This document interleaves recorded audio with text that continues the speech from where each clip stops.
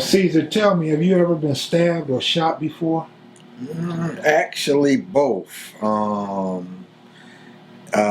know there was a time, this is like something crazy. We rode through, where was it? Sportsman Park.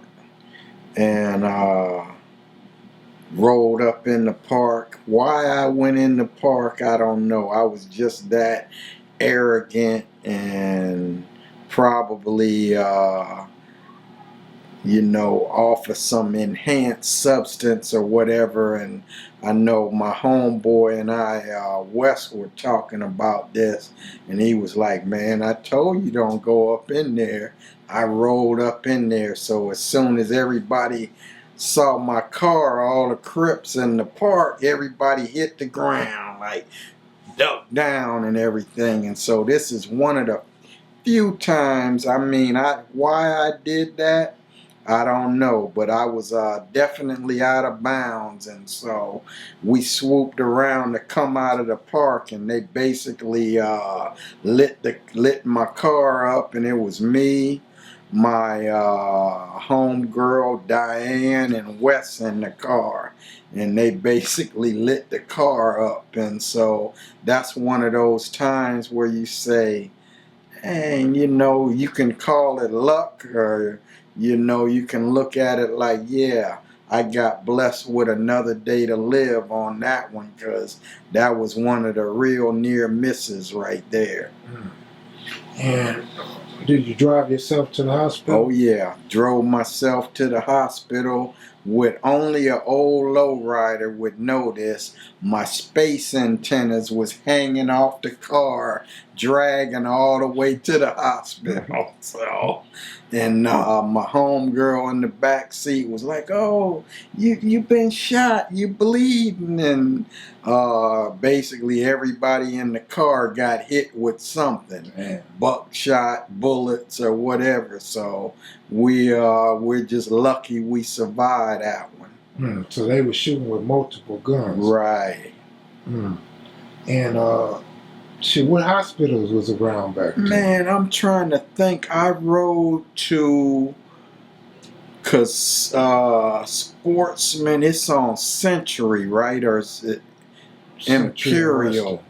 Whatever. Century. I think there was a hospital on Century. Either there was a hospital on Century. Daniel Freeman? I can't even remember what hospital it was, but it seemed like it was 100 miles away, coming from all the way over there to the hospital. So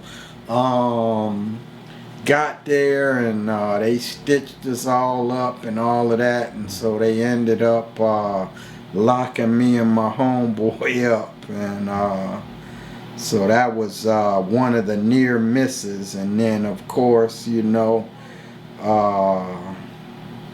other little incidents here and there, but I just have to say that I'm blessed to still be around at this age. A lot of younger people didn't make it this far. They took like a short trip from the cradle to the grave. So just owe it to myself and my people to say that this ain't the route. The gang banging, it's nothing positive in there. There's no retirement benefits.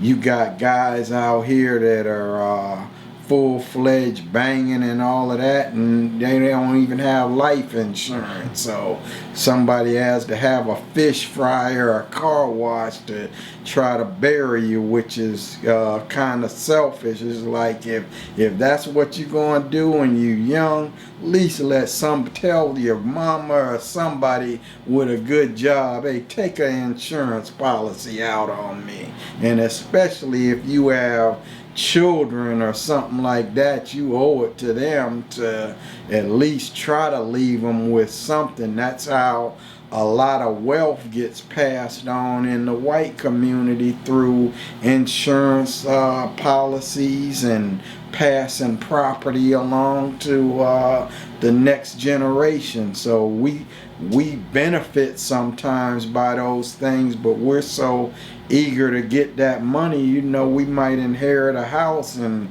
sell it for little or nothing, whereas maybe we could have took some equity out of the house or something, did some repairs, and you know, up the value of the house another 150,000 and have money and still be able to keep the house. So something we really need are good financial education.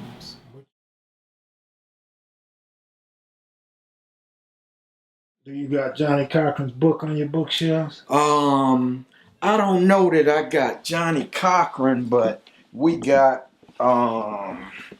man, a lot of this is a lot of stuff that kind of shaped my thinking when I was a youngster. You know, stuff like Soledad Brothers, Soul on Ice. I got the Malcolm X right there. There's Angela Davis, If They Come in the Morning. Got like the Black Messiah. Here's Geronimo Pratt, Last Man Standing. I do have, there was a judge that wrote some books. This one here, Black Robes, White Justice, that was a book that was kind of popular. We've got Tookie's book, Blue Rage, Black Redemption. Here's a very rare book on George Jackson called The Dragon Has Come, that gives a whole different kind of insight into George than Soledad Brother did. There's Geronimo Pratt's book, Last Man Standing, Shadow of the Panther, A Taste of Power, Asada, book by James Cone, Martin Malcolm and America, A Dream or a Nightmare. We go into Sheikh Anta Diop, The African Origin of Civilization, J.A. Rogers, Sex and Race. We got some Zora Neale Hurston, James Baldwin. We got Ivan Van Sertima, Chancellor Williams, The Destruction of Black Civilization, one of my favorite writers about the black struggle, Haki Matabuti. I've got Black Men Obsolete, Single, and Dangerous. This is something that all you sisters out there, your sons need to read this, and all of you brothers that haven't read it need to read that. But something that I find, man, that's real interesting is that we have, you know, there's all this knowledge out there for us, but like in this city, Charlotte, it's not one black bookstore that I could walk into and just pick some of these books out for my children or my grandchildren or for my own reading thing. So we've kind of seen where these Walmarts and some of these other places have ran all these black bookstores out of business. But I go into a lot of the Pan-African stuff, the autobiography of Kwame Nkrumah, Pan-Africanism or neo-colonialism. So just being able, you need to get your knowledge from somewhere, not just from somebody that got it from somebody that got it from somebody else or something like that. You need to be able to bang on facts and your actual knowledge of what you've studied and what you've learned, and be able to pass that on to the next generation. Because the more that you know about self and the more that you know about the struggle that we've gone through, then it kind of gives you a different insight into, you know, what we're doing to each other. All this black on black crime, the violence, and the same kind of hatred and venom that we push against each other. Like, we look at, let's take an example, maybe this movie that was out, Django. You know, you got the old slave masters or what, I'ma kill that nigger. You know, and now we got the dude from this neighborhood talking about another brother in another neighborhood, like, I'ma kill this nigga, you know. And when we're using a term like that, and we're using it with the same kind of venom that the enemy is using it with, then we're, hey, something's out of kilter. We're really off the path, you know, of where we need to get to. So that's why this, being able to do this with you, is important.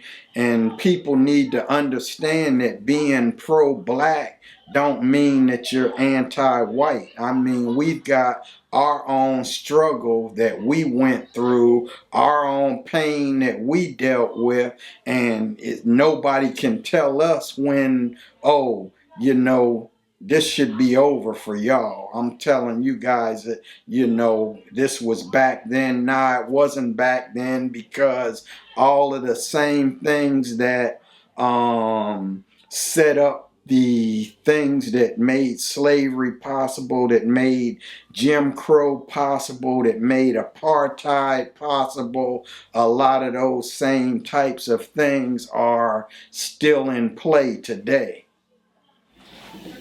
Give me the reason why you agreed to this interview.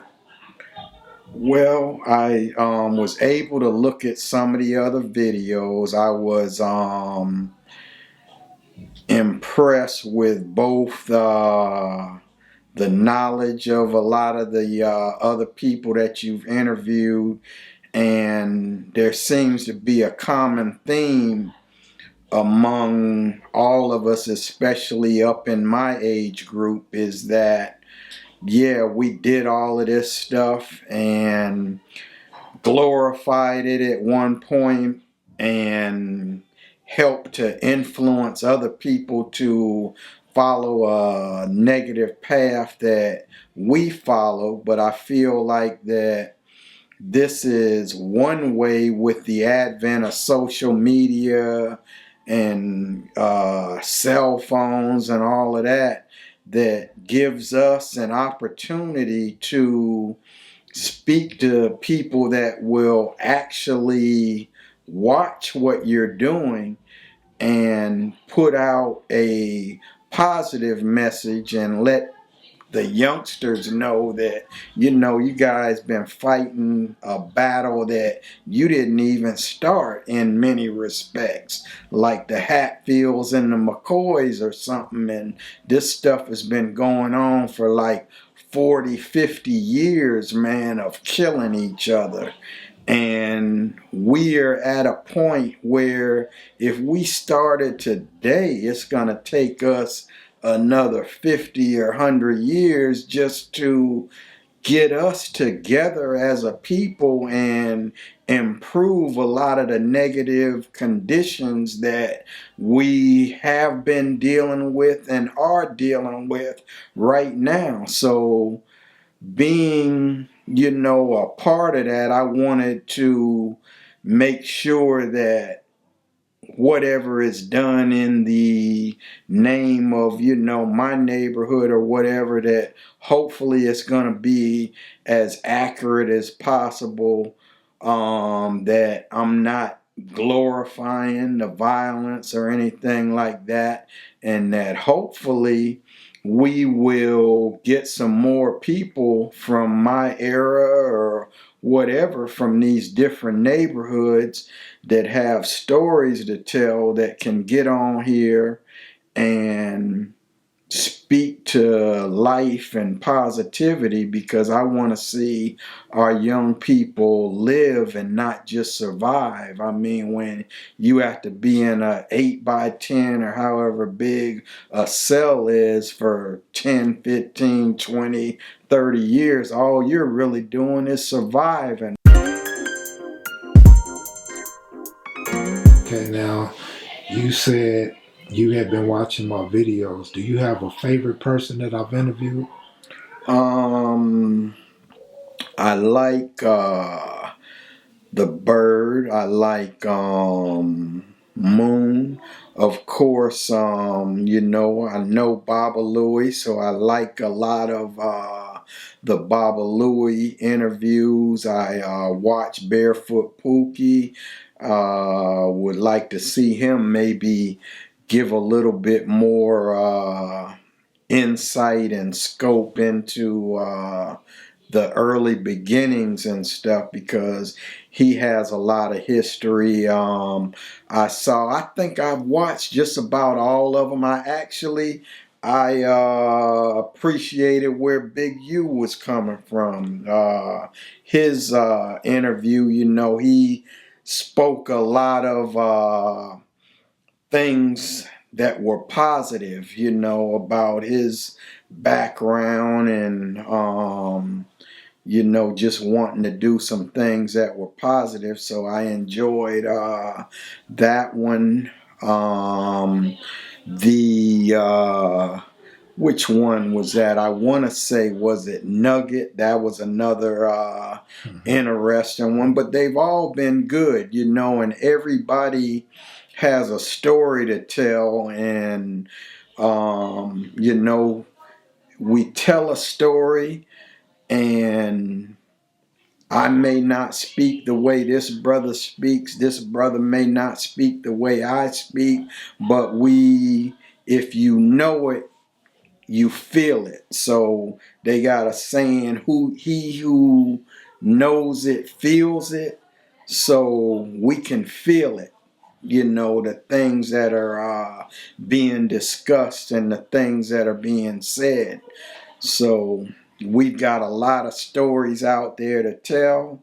There are a lot of neighborhoods I know that you want to touch with, and I think that just finding people that are going to come forward, that are going to be honest and give us something positive for the young people that are going to be watching these videos will, you know, step up as well.